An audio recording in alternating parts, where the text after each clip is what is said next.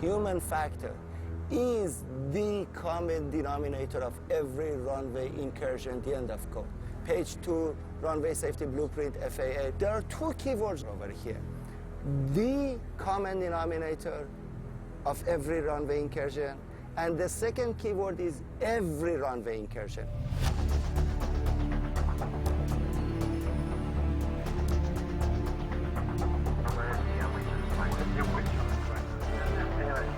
Air traffic controllers are responsible for 64 million domestic tower operations annually.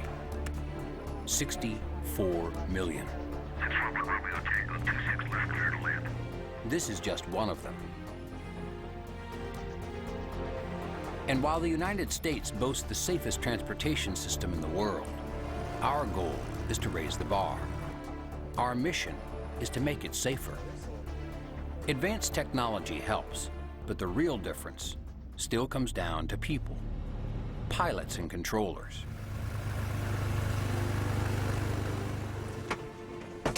So in a world of increased traffic and rapidly advancing technology, what can pilots and controllers do to work more closely, communicate more efficiently, and make the system safer? Whether you ask the top veteran controllers or the most experienced pilots, the answer is always the same: education. From studying flight safety publications and websites to signing up for classroom instruction to learn new procedures and technology, continuing education is the ultimate key to safety. Today, by special invitation from the FAA, we're going to experience a behind-the-scenes look at air traffic control. Explore how pilots and controllers can work together more efficiently and effectively, and examine real-world consequences when breakdowns in communication and lapses in situational awareness occur.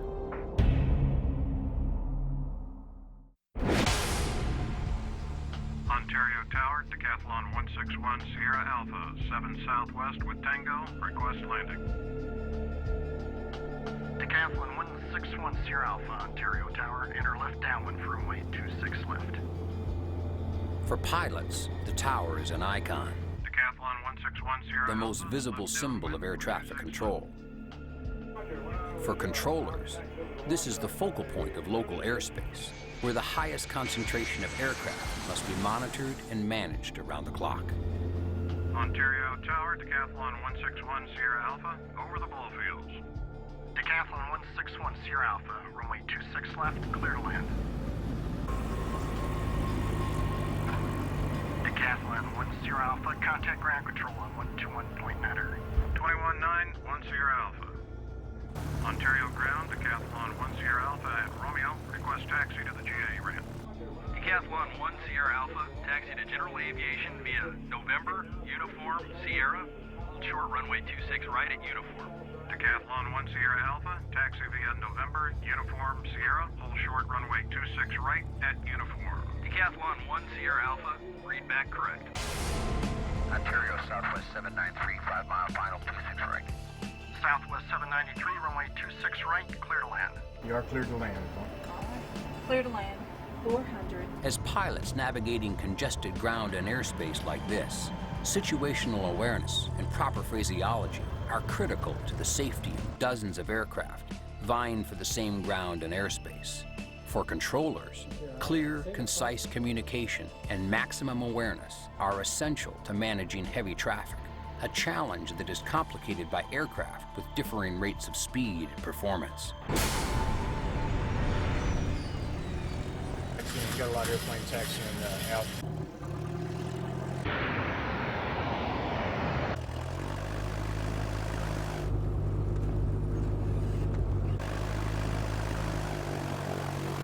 Okay, Beverly, he isn't stopping. Okay, he's on the runway. He's taxiing on the runway.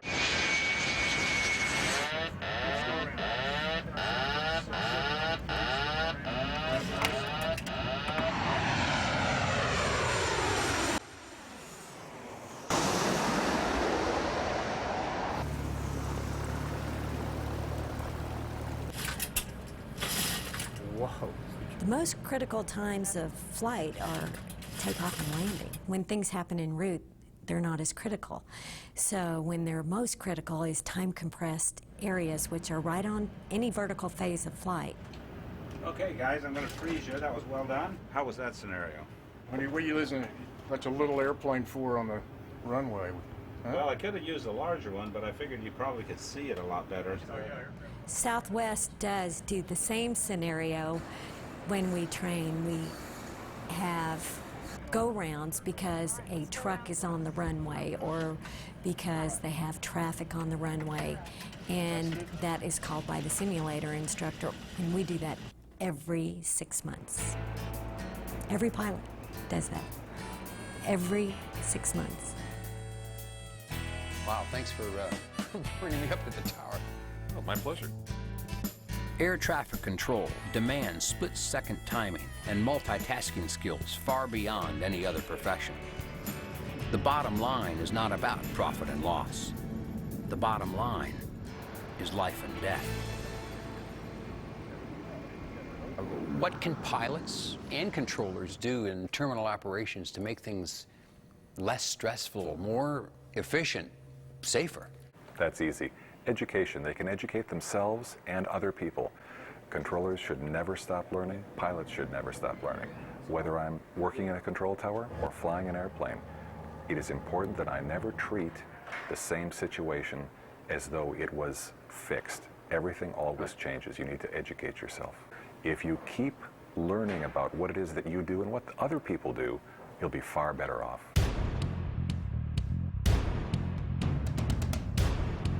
Dr. Najim Muscati at the University of Southern California is one of the foremost authorities on human factors and aviation safety. The major or biggest contributor to aviation safety is knowledge. Knowledge about human factors, the knowledge about human performance, the knowledge about fatigue, the knowledge about psychological factors in signal detection or noise and that. The only way that you can gain this knowledge is by educating yourself continuously. Where does this knowledge come from? Part of this knowledge is the technical knowledge, the expertise of flying aircraft, being able to read the chart, knowing your IFR, instrument landing, and that. The other important component of the knowledge is the knowledge that you will gain by knowing the whole system. The system, quite simply, is the tightly choreographed dance that transpires between pilots and controllers. And the system works. Most of the time, it works incredibly well. But we do experience lapses in awareness. There remain flaws in operations and breakdowns in communication. One such incident, Boston Logan International Airport, 9 June 2005, involving Aer Lingus on runway 15 right and U.S. Air on runway 9. Shamrock 132 Heavy, boss air runway 15 right, positional, caution, right turns, heavy, Airbus departing traffic, will cross and arrive downfield. 6 runway 15 right, Shamrock 132 Heavy. Air France 322 Heavy, boss tower, give way to the jet on the other side, cross 15 right, and then contact ground point 9er. So we are... Phone 4973, turn left heading 010, runway 4 left, clear for takeoff. 010, clear for takeoff, 4 left. Air France 322 Heavy, cross 15 right, and then contact ground point 9er. That's ground point 9, and you are clear to cross.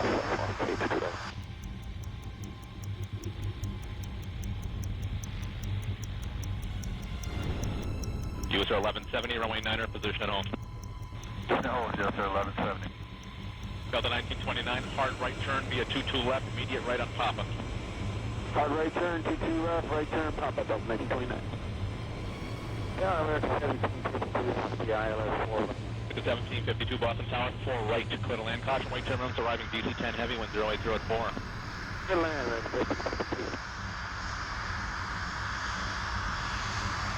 Delta 1929, on Papa, hold short of Echo, you can shut down there. Hold short of Echo, we can shut down, Delta 1929. Delta 1929, my coordinator indicates that there may, and I emphasize may, because I've been yelled at many times today, be a release for LaGuardia. I don't want to get your hopes up, but just stay with me and we'll see what's going on. We can do that, sir. We'll keep our fingers crossed.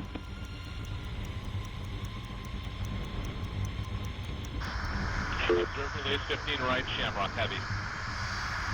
Just to let you know, Shamrock 132 Heavy, I have that one crossing, and I have one arrival to the crossing runway. It will be American 757. You'll see him shortly. Be ready. Ready, Shamrock 132 Heavy. Shamrock 132 Heavy, start bringing your power up traffic. Actually, it's only on 3 mile final for the crossing runway. Wind 080 at 4. Runway 15 right, clear for takeoff. Takeoff 132 Heavy. US 1170, runway 9er, clear for takeoff. Traffic 2 out for the crossing. Clear for takeoff, US 1170, rolling. American 1497, block the runway 9er, position at home. No, American 1497. American 1752, turn left at Romeo, hold short of 4 left. Left at Romeo, hold short of 4 left, American 1752.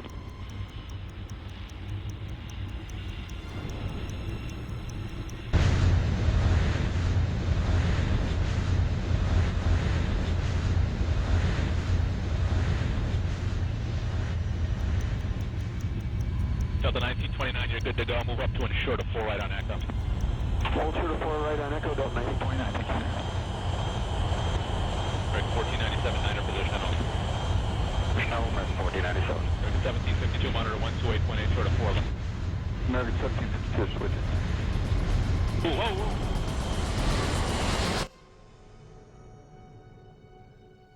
That was close.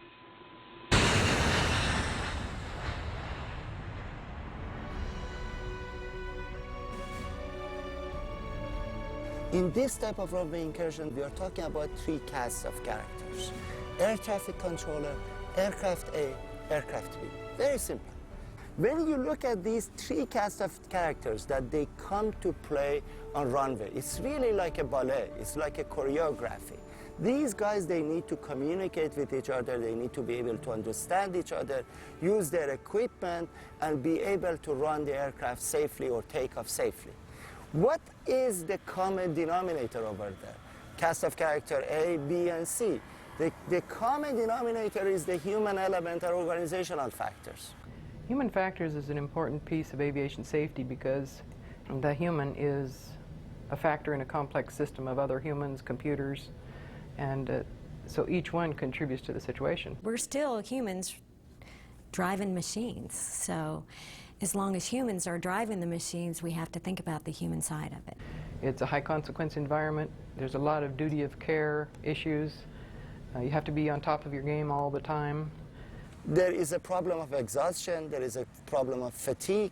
Human factors can range from poor nutrition, task saturation, fatigue, to dehydration and exhaustion. The list goes on. However, there's one human factor that appears over and over: complacency. So in your 24 years as a controller, what's the most challenging air traffic you've had to deal with? To tell you about that, I've got to tell you that there are 4 parts to the way traffic works. One would be very easy. There would be no or one airplane. It's very difficult to have something go wrong if there's only one airplane. That's one. The next one would be where it's very busy. If it's busy but still within your capabilities, it becomes a thing of beauty. The airplanes are moving around, the words are coming out correctly, everything is good. You're stressed but not overstressed. Right. The next would be when they add a few more things, a few more tasks for the controller to do. When it's very busy. At that point, you run the risk of making an error, of forgetting to do something. But the real scary scenario is where it's just a little bit busy. You just have a few airplanes and you think you know what's going on. So you relax. That complacency is what'll kill you. Chicago O'Hare International Airport, 23 July 2006. The following operational error is a runway incursion involving Giant 6972, cleared to land on 14 right, and United 1015, cleared for takeoff on 27 left, intersecting runways. Hello, Tower, Giant 6972 Heavy, 9 DME, let's 14 right. Giant 6972 Heavy Air Tower, runway 14 right, clear to land, 1608, traffic will depart ahead of your arrival. Clear to land, runway 14 right, Giant 6972. United 647, turn left, contact ground point 9er. Point 9, 647, hey. United 938 Heavy, runway 14 right, clear for takeoff, turn left heading 040. Clear for takeoff, 14 right, left turn 040, United 938 Heavy.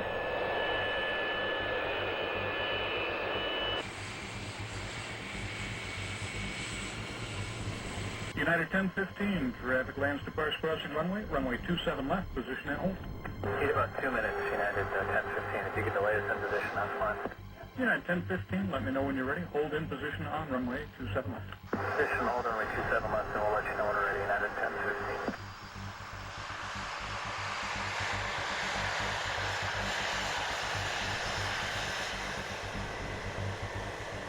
It can be very easy to become distracted and lose track of time when you're on a runway and not ready to go.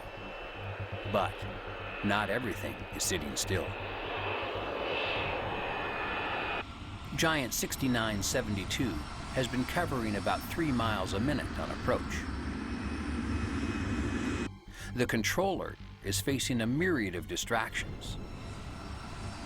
And United 1015 is exposed on an active runway while focused inward on final preparations for takeoff. United 1015, we're ready on 27 left. United 1015, thank you. Fly runway heading, runway 27 left, clear for takeoff, wind 150 at 7. Runway heading clear for takeoff, 7 left, United 1015.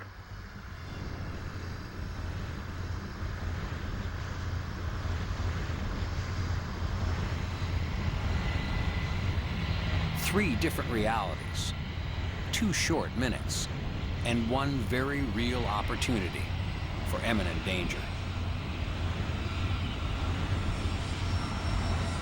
Skyway 6927, runway 27 left, taxi in position and hold, wind 150 at 7. Position hold 27 left, Skyway 6927.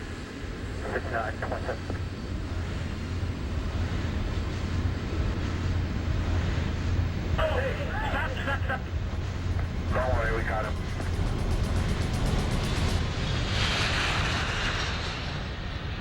Pretty hold up. Why did Atlas not hold short? Because he didn't say anything like that. Oh, don't worry about it.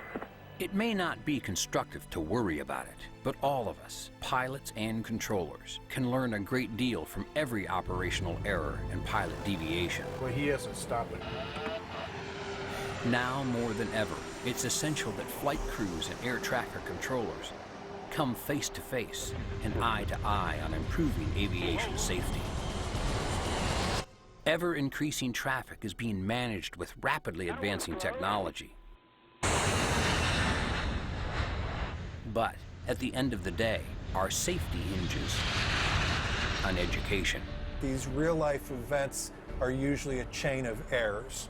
And that's something that's well known in the human factors world. It's not just one different thing or one isolated thing, it's a chain of events. And we try to show the pilots that errors can and will be made. When you have those red flags, treat them as doubt, and doubt equals danger. So the first red flag is clearing you for a visual approach 10 miles out. Amateurs train until they get it right.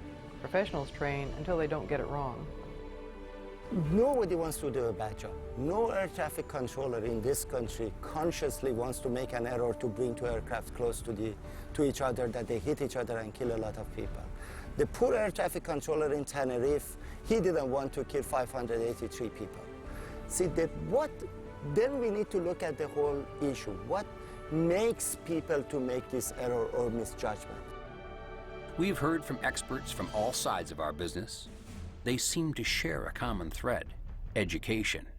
Never stop learning. On-the-job training is not enough. Subscribing to a new aviation publication,